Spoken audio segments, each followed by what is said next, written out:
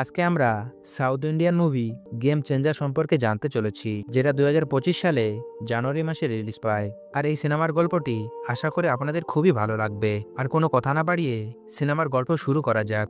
সিনেমার শুরুতে অন্ধ্রপ্রদেশের সিএম সত্যকে দেখানো হয়, আর তিনি খুবই চিন্তিত ছিলেন। আর বারবার তিনি নারী আর একজন সন্তানকে দেখতে পাচ্ছিলেন।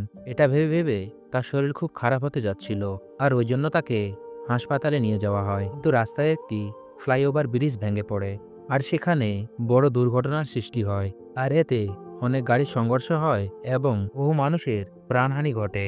রাস্তা বন্ধ হওয়ার কারণে সত্যকে পায়ে হেঁটে হাসপাতালে নিয়ে যাওয়া হয়। আর সত্যের যখন জ্ঞান ফিরে আসে, তার দুই ছেলে আলোচনা করতে থাকে যে সত্যের পর কে সিএম হবে। আর এটা শুনে সত্যের খুবই খারাপ লাগে, কারণ সে এত গুরুতর অবস্থা ছিল, তবুও তার ছেলেরা সিএম এর ক্ষমতা কে পাবে এটা নিয়ে তারা নিজেদের মধ্যে লড়াই করছে। আর এরপরে আমরা রাম নামে এক আইএএস অফিসারকে দেখি। কিছু গুন্ডা তাকে মারার জন্য আসে। সেখান থেকে জানা যায় রাম একজন আইপিএস অফিসার ছিল, আর সেই সময় তিনি বহু অপরাধীকে শাস্তি দিয়েছেন। আর ওই কারণে এই গুন্ডারা প্রতিশোধ নিতে এসেছিল। কিন্তু রাম সবাইকে মেরে সেখান থেকে চলে যায়। আর রাম যখন বাড়িতে আসে, তখন তার মা তাকে জানায় যে তুমি তাড়াতাড়ি বিয়ে করো। কিন্তু রাম জানায় যে সে এখন বিয়ে করতে পারবে না, কারণ সে চায় তার ভাই বোনদের আগে বিয়ে হয়ে যাক।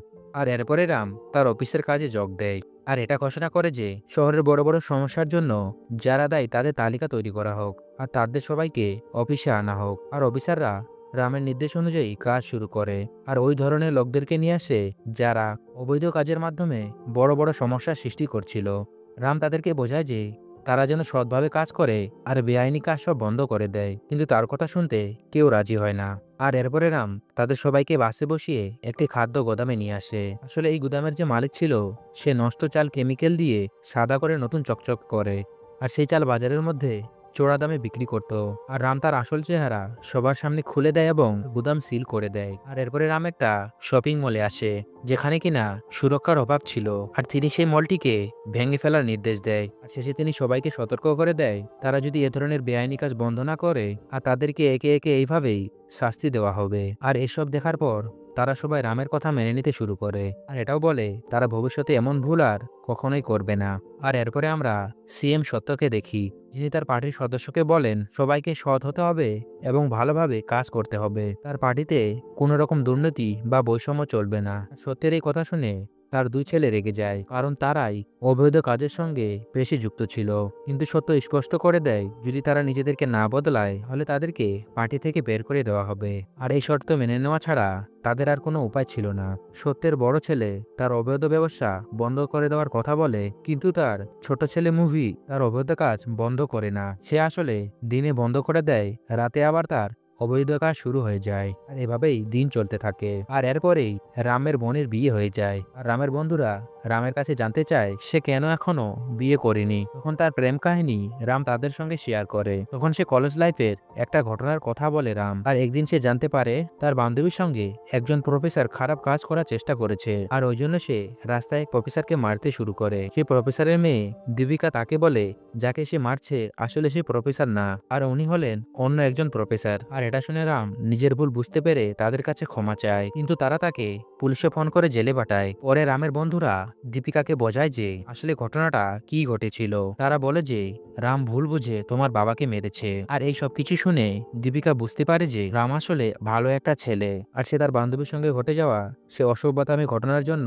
প্রতিশোধ নিতে আসছিল, আর যার কারণে তার বাবাকে সেই ঘটনায় মারতে থাকে। আর এরপরে দীপিকা তার বাবার সঙ্গে গিয়ে রামকে জেলখানা থেকে বের করে নিয়ে আসে। আর এরপরে রাম দীপিকার প্রেমে পড়ে যায়, কিন্তু দীপিকা জানায় সে রামের সঙ্গে সম্পর্ক রাখতে পারবে না, কারণ রাম খুবই রাগী। আর এটা শুনে রাম তাকে বলে যে সে নিজের রাগ নিয়ন্ত্রণ করবে, কখনোই সে মারামারি করবে না। আর তখনই এক ব্যক্তি দীপিকাকে উত্তপ্ত করলে রাম তাকে অনেক মারধর করে। এতে দীপিকা আরো রেগে যায়, আর তাকে ছেড়ে সেখান থেকে সে চলে যায়। আর এরপরে রাম দীপিকার জন্য ধীরে ধীরে রাগ নিয়ন্ত্রণ করতে শুরু করে। আর এরপরে দীপিকা যখন দেখলো যে রাম এখন আর রাগ করে না, গুন্ডাদের সঙ্গেও মারামারি করে না, আর অনেকটা সে পাল্টে গেছে, তখন দীপিকা মুগ্ধ হয় আর তাকে দেখে খুশি হয়। আর তারপরে দীপিকা রামকে বলে যে সে যেন তার রাগকে সঠিক জায়গায় ব্যবহার করতে শেখে, আর মানুষের জন্য সে যেন কাজ করে। তখন দীপিকা তাকে বলে তোমার আইএএস অফিসার হওয়া উচিত, আর যাতে করে তুমি জানো মানুষের ভালোর জন্য কাজ করতে পারো। কিন্তু রাম বলে সে যদি আইএএস অফিসার না হয়ে যদি আইপিএস অফিসার হয়ে যায় তাহলে কি হবে। আর এটা শুনে দীপিকা বলে তুমি যদি আইপিএস অফিসার হয়ে যাও তাহলে তুমি প্রচুর ইনকাউন্টার করবে, আর তাই সে বলে তোমাকে আইএএস অফিসার হতে হবে। আর যদি তুমি আইপিএস অফিসার হও তাহলে আমি আর তোমার সঙ্গে কথা বলবো না। আর তারপরে রাম পরীক্ষা দেয় আর কম নাম্বার পেয়ে সে আইপিএস অফিসার হয়ে যায়। আর দীপিকা এতে রেগে যায়, ওই জন্য তাকে ছেড়ে চলে যায়। আর রাম অনেক খোঁজাখুঁজির পরেও সে দীপিকাকে আর কোথাও খুঁজে পায় না। আর এরপরে রাম আরো অনেক পরিশ্রম করে এবং আইএস পরীক্ষায় সফল হয়। আর এরপরে সে আইএস অফিসার হয়ে যায়। এখনো সে দীপিকার কোনো খোঁজ পায়নি। তখন তার বন্ধু তাকে জানায় যে হয়তো সে দীপিকাকে চেনে, কিন্তু সে এতটা মদ পান করেছে যে তখন তার কাছে আর কোনো জ্ঞান ছিল না। আর ওই জন্য রাম তখন তার কাছে কোনো ঠিকানা জানতে পারেনি। আর তাই সে পরের দিন তার নেশা ছড়ানোর অপেক্ষা করতে থাকে। তখনই রাম সিএম এর ছেলের মপের অবৈধ ব্যবসার খোঁজ পায় আর সকল লোককে গ্রেপ্তার করে। আর এতে মপি প্রচন্ড রেগে যায়। আর তারপরে সে রামের কাছে আসে আর লোকজনকে ছেড়ে দেওয়ার দাবি করে, কিন্তু রাম স্পষ্ট জানিয়ে দেয় এই কথাটাই তাকে লিখিতভাবে দিতে হবে, তাহলে সে তার লোকজনকে ছেড়ে দেবে। আর রামের এরকম মনোভাব দেখে সে আরো অনেক রেগে যায়, কারণ রাম তাকে প্রথমে 5-6 ঘন্টা বাইরে অপেক্ষা করতে বলেছে আর এখন ভিতরে এসে তাকে অ্যাটিটিউড দেখাচ্ছে। তাই মফি তাকে জানায় যে রামের সঙ্গে কি কি করতে পারে। তখন রাম তাকে বলে সে সকল প্রকারের ল জানে, আমি কষ্ট করে পড়ালেখা করে এখানে এসেছি, তোদের মতো টাকা দিয়ে ভোট কিনে নয়। আর সেই জন্য সে তাকে যেন না শেখায় সে কি করবে। আর এরপরে আমরা দেখতে পাই সে রামের বন্ধুর যে মদ পান করেছিল তার জ্ঞান ফিরে আসে। আর তখন সে তাকে দীপিকার ঠিকানা জানায়। আর রাম তখন দীপিকার কাছে যায় আর দীপিকাও তাকে দেখে প্রচন্ড খুশি হয়। আর দীপিকা রামকে জানায় যে সে রাম ছাড়া অন্য কাউকে বিয়ে করতে চায়নি, কিন্তু দীপিকার বাবা কখনোই রামকে পছন্দ করতো না, আর ওই জন্য সে এখানে চলে এসেছে আর নিজে একটা বৃদ্ধাশ্রম চালু করেছে। আর এরপরে দীপিকা রামকে ভেতরে নিয়ে যায় এবং সবার সঙ্গে পরিচয় করিয়ে দেয়। আর সেখানে রামের সঙ্গে এক মহিলার দেখা হয় যে কিনা মানসিকভাবে অসুস্থ ছিলেন। তখন দীপিকা জানায় এই মহিলা সব সময় এখানকার সমস্যা সম্পর্কে সিএম কে অনেক চিঠি লিখেছে, কিন্তু তার কোনো সমাধান হয় না। আর কিছুদিন পর সিএম সেখানে বক্তৃতা দেওয়ার জন্য আসবেন, আর তখন এই মহিলা সিএম এর সামনে তার সমস্যাগুলো তুলে ধরতে পারবেন। আর এটা শোনার পর ওই মহিলা বলে সে সিএম এর সঙ্গে দেখা করতে যাবে। আর এরপরে আমরা সিএম সত্যকে দেখি, যিনি সেখানে ভাষণ দিতে আসেন। আর সেখানে এসে ওই মহিলা উপস্থিত হয়। আর যখনই সে ওই সিএম কে দেখেন আর তখনই সে বলে তুই শুধু বক্তৃতা দিস আর এমনটা কোনো কিছুই করিস না। আর তার কথা শুনে মফি অনেক রেগে যায় আর তাকে সেখান থেকে বের করে দিতে বলে, কিন্তু সিএম তাকে সেখানে থামিয়ে দেয় আর তাকে স্টেজের উপরে আসতে বলে। আর তাকে দেখে এমন মনে হয় সে যেন তাকে আগে কোথাও দেখেছে। আর এরপরে সত্য সেই মহিলাকে কাছে ডাকে, সেখানে ওই মহিলা তাকে বলে এখানে দুধের মধ্যে ভেজাল দেওয়া হচ্ছে আর এই দুধের ফ্যাক্টরি অন্য কারো না, আপনার ছেলে মফির। আর একথা শুনে মফি রেগে গিয়ে ওই মহিলার উপরে হাত তোলে, আর ওই জন্য রাম এটা দেখে সঙ্গে সঙ্গে তাকে থাপ্পড় মেরে দেয়। আর এরপরে মফি তার বাবা সত্যকে বলে তাকে চোর মারার কারণে রামকে যেন চাকরি থেকে বের করে দেয়, কিন্তু সিএম তার ছেলেকে বলে সে যেন ওই মহিলার কাছে ক্ষমা চায়, আর না চাইতেও তখন মফিকে মহিলার কাছে ক্ষমা চাইতে হয়। আর অন্যদিকে আমরা দেখি সত্য ওই মহিলাকে দেখার পর চিন্তিত হয়ে পড়ে আর তার শরীর অনেক খারাপ হয়ে যায়, আর যার কারণে তাকে হাসপাতালে নিয়ে যাওয়া হয়। আর সেখানে যখন সে সত্যের জ্ঞান ফিরে আসে তখন মফি তার উপরে অনেক রেগেছিল, সে চাইছিল তার বাবা যেন রামকে চাকরি থেকে বরখাস্ত করে দেয়। আর এটা শুনে সত্য তার সেক্রেটারিকে বলে যে সে যেন রামকে কিছুদিনের জন্য সাসপেন্ড করে। আর এটা শুনে মফি অনেক খুশি হয়ে যায়। আর এরপরে সত্য বলে যে তার ছেলে মফিকেও পার্টি থেকে বরখাস্ত করছে, কারণ সে জেনে গেছে সে তার দুধে ভেজাল মেশায়, আর তাই সে আর মফিকে পার্টিতে রাখতে চায় না। আর এটা শুনে মফি প্রচন্ড রেগে যায় আর সে সুযোগ বুঝে সেখানে সিএমকে হত্যা করে। আর এরপরে আমরা রামকে দেখি, সে জানতে পারে যে সে সাসপেন্ড হয়েছে, আর যা শুনে রাম খুবই নার্ভাস হয়ে পড়ে। সে যে অবৈধ কাজগুলো বন্ধ করেছিল সেগুলো হয়তো আবার শুরু হয়ে যাবে, কিন্তু দীপিকা তাকে বুঝিয়ে বলে কিছু সময় পর সবকিছু ঠিক হয়ে যাবে আর এখন তাদের বিয়েতে মনোযোগ দেওয়া উচিত। এরপরে রাম আর দীপিকা তাদের বিয়ের প্রস্তুতি নিতে থাকে। আর এরপরে মফি ঘোষণা করে যে সত্যের মৃত্যুর পর সেই হবে সিএম। আর এখন মফি সিদ্ধান্ত নেয় যে এদিকে সে শপথ গ্রহণ করবে, ওদিকে রামের মৃত্যু হবে, আর ওই জন্য সে তার লোকজনকে নির্দেশ দেয় রামকে হত্যা করার জন্য। আর এদিকে রামের বিয়ে হচ্ছিল, সে বিয়ে চলাকালীন পুলিশ রামকে ধরে নিয়ে যায় আর তাকে নিয়ে একটা ফাঁকা জায়গায় যায়। সেখানে অনেক গুন্ডা এসে হাজির হয় আর তাকে মারধর করতে থাকে। আর রাম তখন এক হাত দিয়ে তাদের সঙ্গে লড়াই করতে থাকে, আর তারা সংখ্যায় অনেক বেশি থাকার কারণে রাম অনেক মার খায়, এদিকে তাকে মেরে ফেলবে। তখন সেই পুলিশ অফিসার এসে রামকে বাঁচিয়ে নেয়। আর এখানে আমরা জানতে পারি যে সত্য একটা ভিডিওর মাধ্যমে ঘোষণা করেছিল তার মৃত্যুর পর রাম হবে নতুন সিএম, আর মরে যাওয়ার পর রামই যেন তার মুখে আগুন দেয়। আর এটা শুনে রাম অনেক অবাক হয়ে যায়, কেননা সে হঠাৎ করে আইএস থেকে সিএম হতে চলেছে। আর এরপরে রাম সেখানে আসে আর সত্যের মুখাগ্নি করে। আর তারপরে সত্যের সেক্রেটারি তাকে পুরো গল্পটি জানায়। আসলে রামের বাবা আন্নাপ্পা গ্রামে থাকতো এবং সেই গ্রামের সমস্ত মানুষকে উপকার করত। একদিন একটি স্টিল কোম্পানি তাদের এলাকায় কারখানা স্থাপন করতে চাইলে আন্নাপ্পা তাদের বাধা দেন, আর এতে তিনি বিখ্যাত হয়ে যান আর গ্রামের লোকেরা তাকে সমর্থন করতে থাকে। আর এই সব কিছু দেখে তার বন্ধু আন্নাপ্পাকে রাজনীতিতে নামানোর পরামর্শ দেন। আর তারা অন্যান্য রাজনীতি পার্টির মতন টাকা নেবে না, বরং মানুষের ভালোর জন্য তারা রাজনীতি করবে। তার বউ আর বন্ধুদের অনুরোধে শেষে সে রাজনীতিতে রাজি হয়ে যায়। কিন্তু আন্নাপ্পার একটা বড় সমস্যা ছিল, তিনি কথা বলার সময় তোতলাতেন। আর সে অনেক চেষ্টা করে যাতে মানুষের সামনে সে ভালোভাবে কথা বলে, কিন্তু সে এটা অনেক প্র্যাকটিস করার পরও করতে পারে না। আর ওই জন্য সে ভাবে তার হয়ে অন্য কেউ কথা বলবে। আর তখনই তার সঙ্গে সত্যের দেখা হয়, যে কিনা অনেক ভালোভাবে কথা বলতে পারে। আর তারপরে আন্নাপ্পা যেটাই বলে মানুষের সামনে গিয়ে সত্য সেটাই বলে। আর মানুষ এতে তার কথা শুনে খুব মুগ্ধ হয়ে যায়, আর যার কারণে তাদের পার্টি খুব জনপ্রিয় হয়ে ওঠে। আর যখন নির্বাচন আসে তখন আন্নাপ্পার বন্ধু আন্নাপ্পাকে বলে তাদেরকেও বিরোধী দলের মতো টাকা দিয়ে ভোট কিনতে হবে, কেননা যতক্ষণ না মানুষ টাকা পাবে ততক্ষণ পর্যন্ত মানুষ তাকে ভোট দেবে না।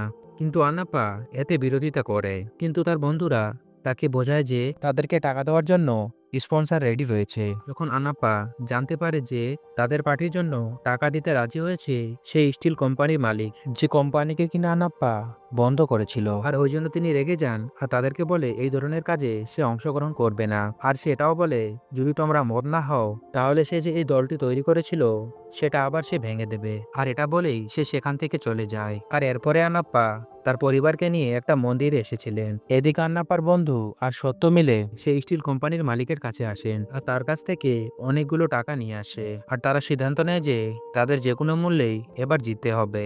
আর যখন আন্নাপ্পা এটা জানতে পারে যে তার বন্ধু আর সত্য সে লোকটির কাছে টাকা নিয়েছে, তখন তিনি একটা প্রেস কনফারেন্স ডাকেন, যেখানে তিনি জানাতে চেয়েছিলেন এই পার্টিটাকে তিনি বন্ধ করছেন। আর এই খবর পাওয়ার পর তার বন্ধু সত্যকে জানায় তাদেরকে দ্রুত কিছু করতে হবে, না হলে সবকিছু শেষ হয়ে যাবে। আর এই জন্য তারা পরিকল্পনা করে আন্নাপ্পা ও তার পরিবারকে কয়েকদিনের জন্য একটি ঘরের মধ্যে বন্দী করে রাখবে, আর নির্বাচন শেষে তাদেরকে আবার বের করে দেবে। তবে সত্য এটা বলে আন্নাপ্পা যদি পরে বের হয়ে আসে সবাইকে আবার সব কথাগুলো সত্যি বলে দেয় তাহলে সমস্যা আরো বেড়ে যাবে।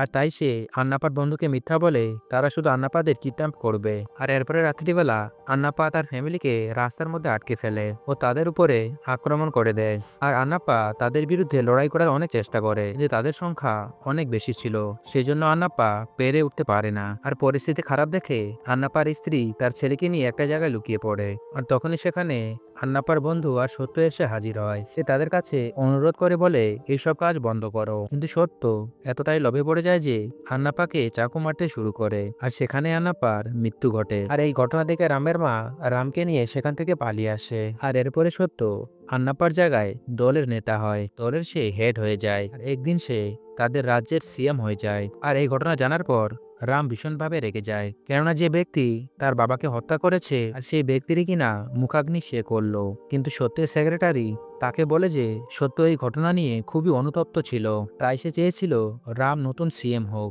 আর এরপরে রাম তার সেই মায়ের সঙ্গে দেখা করে আর অনেক কথা বলে। আর এরপরে রামকে সিএম হওয়ার জন্য ডাকানো হয়, কিন্তু তখনই একটা সমস্যা সামনে আসে, কারণ সেখানে মুপি চলে আসে আর বলে সে এখনো একজন আইএস অফিসার, সে এখনো সাসপেন্ড হয়নি, সে ততক্ষণ পর্যন্ত সাসপেন্ড হতে পারবে না যতক্ষণে না মুপি তার উপরে যে কেস করেছিল সেটা তুলে না নেয়। আর মফি কোনোভাবেই এই কেস তুলে নেবে না। আর এই কারণে রামকে না সাসপেন্ড করা হবে না সে নিজেই চাকরি ছাড়তে পারবে। আর এটা শুনে রাম মফিকে জানায় যে তার সিএম হওয়ার বিন্দুমাত্র কোনো ইচ্ছে নেই, আর যদি মফি সে নিজেই সিএম হতে চায় তাহলে সিএম হতে পারে।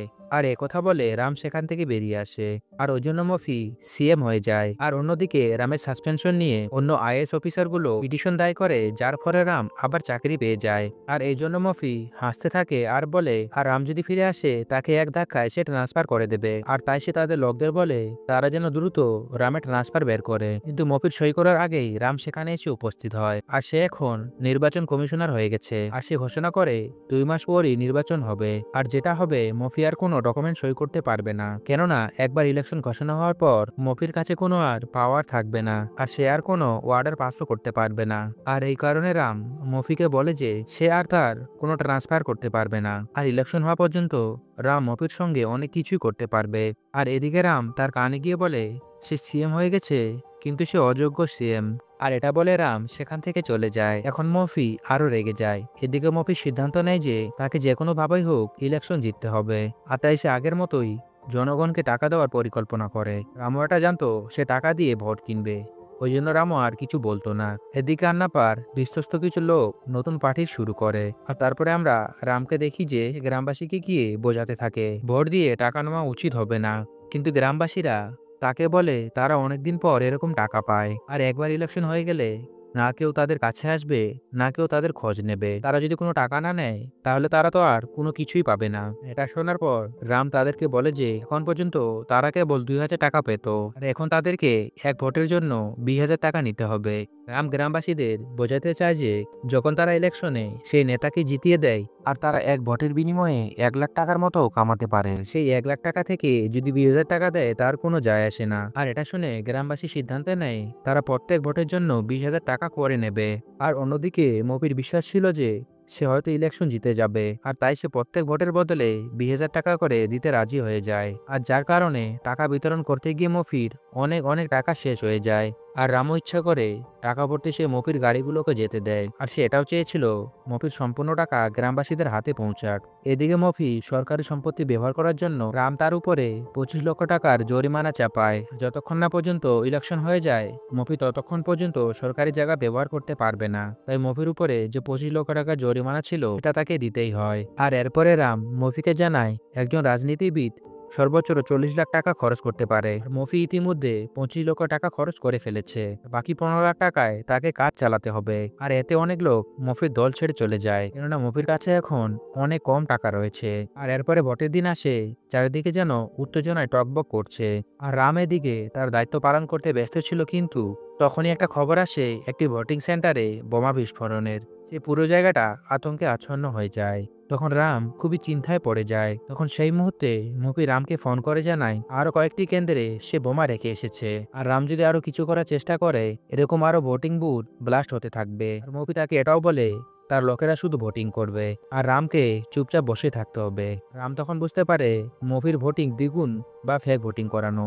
সব জায়গায় বোমা বিস্ফোরণের হুমকি শুনে রাম আপাতত চুপ থাকে, কিন্তু তার চোখ জ্বলতে থাকে প্রতিশোধের নেশায়। এদিকে মফির লোকেরা যখন বেপরোয়াভাবে ডবল ভোটিং দেওয়া শুরু করে রাম তখন নিজে পরিকল্পনা সাজায়। কিছুক্ষণ পর মফি আসে রামকে উপহাস করতে, কিন্তু এবার রামের মুখে এক অদ্ভুত আত্মবিশ্বাস। সে মফিকে বলে তুই তো ভাবছিস তোর সব প্ল্যান পারফেক্ট, কিন্তু আমি জানতাম তুই অন্য কোথাও বোমা রাখিসনি, আমি শুধু তোর লোকগুলোকে ফাঁদে ফেলেছি। এদিকে মফির লোকেরা তাদের কৌশল চালিয়ে যেতে থাকে। প্রথমে তারা ভোট দেয়, তারপরে সে কালি মুছে আবার অন্য পরিচয়ে ভোট করতে আসে।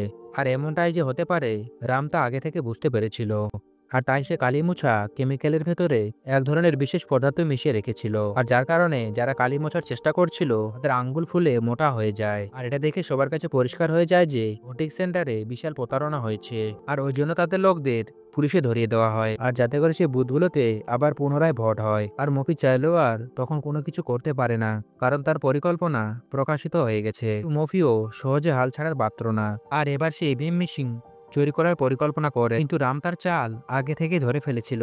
আর তাই সে মফির সমস্ত লোকগুলোকে এক জায়গায় জমা করে, আর তারপরে তাদেরকে আটক রেখে গাড়িতে করে না নিয়ে গিয়ে ড্রোনের মাধ্যমে সেই মেশিনগুলোকে নিয়ে আসে। আর এদিকে মফির লোকদের দাঁড়িয়ে দাঁড়িয়ে দেখা ছাড়া কোনো কিছু করার ছিল না। আর এগুলো দেখার পর মফির মাথা পুরোপুরি নষ্ট হয়ে যায়, আর ওই জন্য সে ভোট গণনা কেন্দ্রে গিয়ে এই মেশিনগুলো নষ্ট করে দেওয়ার পরিকল্পনা ভাবে। আর তাই সে তার সমস্ত লোকগুলোকে ভোট গণনা কেন্দ্রে পাঠায়, তারা যেন গিয়ে ইভিএম মেশিনগুলো নষ্ট করে দেয়। আর এরপর আমরা দেখতে পাই ভোট গণনা শুরু হয়ে গেছে, আর এদিকে রাম বাইরে চেয়ার নিয়ে বসে আছে যাতে করে ভোট গণনায় কেউ বাধা দিতে না পারে। তখনই মফির লোকেরা সেখানে আক্রমণ করতে আসে, কিন্তু রামের লোকেরা গেট বন্ধ করে গেটের মধ্যে খুলে তালা লাগিয়ে দেয়। তারা এসে দেখে রাম চেয়ারে বসে আছে। আর তখন তারা মেন দরজা ভেঙে ভেতরে ঢোকার চেষ্টা করে। আর ওই জন্য রাম তাদের লোকদেরকে ইশারা দেয় আর জিসিপি নিয়ে তাদের পাশে এসে দাঁড়ায়। আর এসব কিছু দেখেও মফির লোকেরা ভয় পায় না আর তারা সামনের দিকে এগোতে থাকে।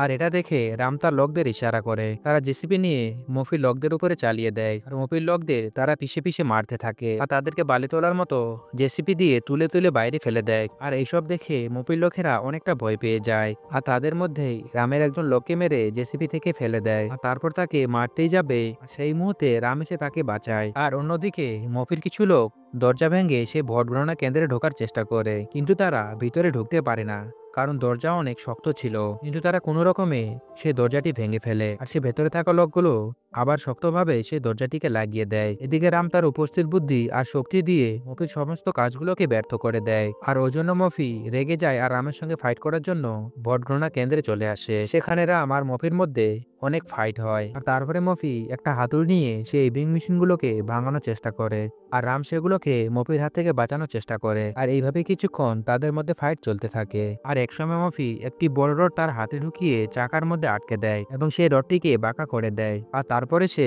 একটা একটা করে সব ইভিং মেশিনগুলোকে ভাঙতে শুরু করে। কিন্তু রামের কোনো কিছুই করার ছিল না, কেননা সে হাত দিয়ে সে রডটিকে বের করতে পারছিল না। আর সেই ইভিএম মেশিনগুলো ভাঙানোর পর মফি কান্নার নাটক করে আর বলে, হায় হায়, সব ইভিএম মেশিন নষ্ট হয়ে গেছে। যেসব সেন্টারে ইভিএম মেশিন নষ্ট হয়ে গেছে আর সেগুলির ভোট আমি পেতাম, সকল ভোট গণনা করার আগেই চলে গেল।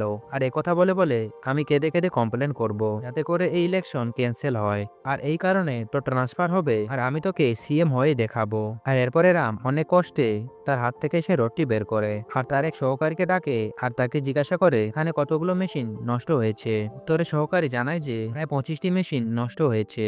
তখন রাম বলে, একটা রিপোর্টে লেখো যে প্রত্যেক মেশিনে 2000 করে ভোট ছিল আর এই 25টি মেশিন মানে 50,000 ভোট। আর এই সব ভোট মফির পার্টি পেয়েছে যেন মফি কোথাও কমপ্লেন করতে না পারে যে তার ভোট সেখান থেকে গায়েব হয়েছে। আর তারপরে সে কালেক্টরের কাছে এই এলাকার রেজাল্ট সম্পর্কে জানতে চায়। তখন কালেক্টর বলে মফি প্রায় 2 লক্ষ ভোট পেয়েছে, বিপরীত পক্ষ পার্টি প্রায় 11 লক্ষ ভোট পেয়েছে। অর্থাৎ মফি পুরো রাজ্যের মধ্যে 20টি সিট পেয়েছে, যেখানে বিপক্ষ পার্টি 155টি সিট পেয়েছে। আর তার মানে তুই হেরে গেছিস সেটা কনফার্ম। আর ওই জন্য মফি রেগে যায় আর উঠে রামকে মারতে শুরু করে আর সে মার খেতে খেতে তার জ্ঞান হারিয়ে ফেলে। আর তারপরে মফি রামকে হাতুড়ি দিয়ে আঘাত করতেই যাবে, ঠিক সেই সময় রাম মফিকে একটা ঘুষি মারে আর তারপরে তাদের মধ্যে আবারও ফাইট শুরু হয়ে যায়। আর শেষে রাম তাকে মারতেই যাবে, একটা শব্দ শোনার কারণে সে থেমে যায়। আসলে এই শব্দটি দীপিকা করেছিল। আর এরপরেই ভোটের রেজাল্ট ঘোষণা করা হয়, যেখানে রামের বাবার বন্ধুরা যে পার্টিটি শুরু করেছিল তারা 155টি সিট পেয়ে জিতে গেছিল, যার কারণে মফি এখন সিএম হতে পারে না। আর এটা শুনে বাইরে সবাই নাচানাচি করতে শুরু করে আর এই পার্টির লোকেরা রামকে সিএম হিসেবে বেছে নেয়। আর রাম অনেক আগে তার পদত্যাগপত্র তাদের কাছে জমা দিয়েছিল আর ওই জন্য সিএম হতে তার আর কোনো প্রবলেম থাকে না। আর এভাবেই এই সিনেমার গল্পটি শেষ হয়ে যায়। আর এই এক্সপ্লেন যদি আপনাদের ভালো লেগে থাকে ভিডিওটি লাইক করে কমেন্টে অবশ্যই জানাবেন।